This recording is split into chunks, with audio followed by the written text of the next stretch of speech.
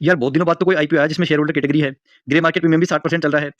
साल का starting month है, उसमें ही पहला आईपीओ ही ऐसा आ गया कि जिसमें हमने फुल फोर्स अप्लाई किया है और हमें अलॉटमेंट नहीं मिला। तो इससे बड़ा दुख और क्या होगा। तो भाई मुझे तो पर्सनली काफी दुख हुआ है, मुझे अलॉटमेंट नहीं मिला, मैंने फुल फोर्स अप्लाई करा था। तो डेफिनेटली आपको भी यहाँ पर दुख हुआ होगा, अलॉटमेंट नहीं मिला। लेकिन करिए क्या, क्योंकि आईपीओ इतना ज्यादा सब्सक्राइब हुआ था, तो किस किस को अलॉटमेंट देते। तो हो सकता है कि आपको अलॉटमेंट मिल भी गया हो। तो अब यहाँ पर अब हमें क्या स्ट्रेटेजी फॉलो करनी चाहिए वो आगे आपको बताने वाला हूँ। मैं यहाँ पर फ्रेश एंट्री लेने वाला हूँ या नहीं लेने वाला आपको बताऊंगा। अगर आपको अलॉटमेंट मिला है तो होल्ड कर सकते हैं, सेल कर सकते हैं, उसके बारे में भी यहाँ पर लर्निंग लेने वाले हैं। देखो, बीसीसीएल कंपनी जो है ना, यहाँ पर पब्लिक सेक्टर की कंपनी है। इसकी लिस्टिंग की जो डेट है वो यहाँ पर 19 जैन की 19 जनवरी को इसकी लिस्टिंग होने वाली है, मंडे को स्टॉक एक्सचेंज पर 9 से लेकर 9:45 के बीच में प्री ओपन मार्केट का टाइम रहेगा।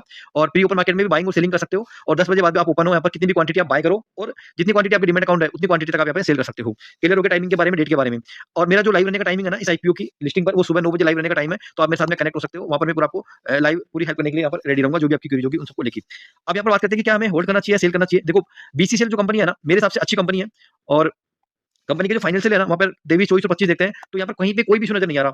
लेकिन अगर हम बात करें इसके वैल्यूएशन की, तो लेकिन वैल्यूएशन वाइज कंपनी है ना, लिस्टिंग के बाद में 43 के पीई के ऊपर यहाँ पर ट्रेड करने लग जाएगी। तो वैल्यूएशन वाइज बहुत ही ज्यादा ओवर वैल्यूड कंपनी हो जाएगी। लेकिन यहाँ पर ध्यान से सुना, ओवर वैल्यूएशन वाली कंपनी हो जाएगी, उसका इंपैक्ट है ना यहाँ पर लिस्टिंग पर बहुत कम देखने को मिलता है। लिस्टिंग के 8 से 10 दिन तक वैल्यूएशन का कोई इंपैक्ट नहीं आता, लेकिन लॉन्ग टर्म के अंदर यहाँ पर वैल्यूएशन का बहुत इंपैक्ट आता है।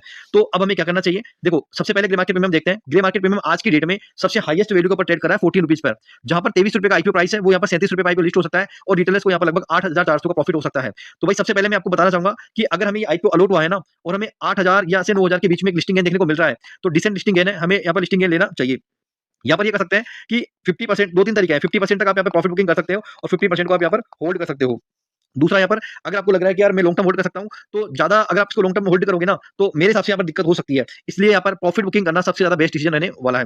अगर आप होल्ड करना चाहते हो लॉन्ग टर्म तक, वो आपकी चॉइस है। लेकिन मुझे नहीं लगता कि पूरा का पूरा स्पेशल आप होल्ड करके बैठे रहो, क्योंकि बहुत सारी कंपनियां ऐसी हैं, बहुत सारे आईपीओ ऐसे आए थे जिनको हम होल्ड करके बैठ गए थे और बाद में वो अपने इशू प्राइस आईपीओ प्राइस से भी नीचे में चले गए थे। बहुत सारे एग्जाम्पल है, वीडियो बड़ा जाएगा, उसका नाम लेंगे तो ठीक है। अब हमें क्या फ्रेश एंट्री लेनी चाहिए, नहीं लेनी चाहिए। देखो, इस आईपीओ के हिसाब से इस आईपीओ में जिस तरह से सब्सक्रिप्शन आया ना, काफी ज्यादा डिमांड देखने को मिली है। जिस तरह से डिमांड देखने को मिली है ना इस आईपीओ में, उसका अकॉर्डिंग यहाँ पर देखो, यहाँ पर शेयर होल्डर कैटेगरी 10% थी, रिटेलर 35% है। तो रिटेलर भी प्रॉफिट बुकिंग करेंगे और शेयर होल्डर भी।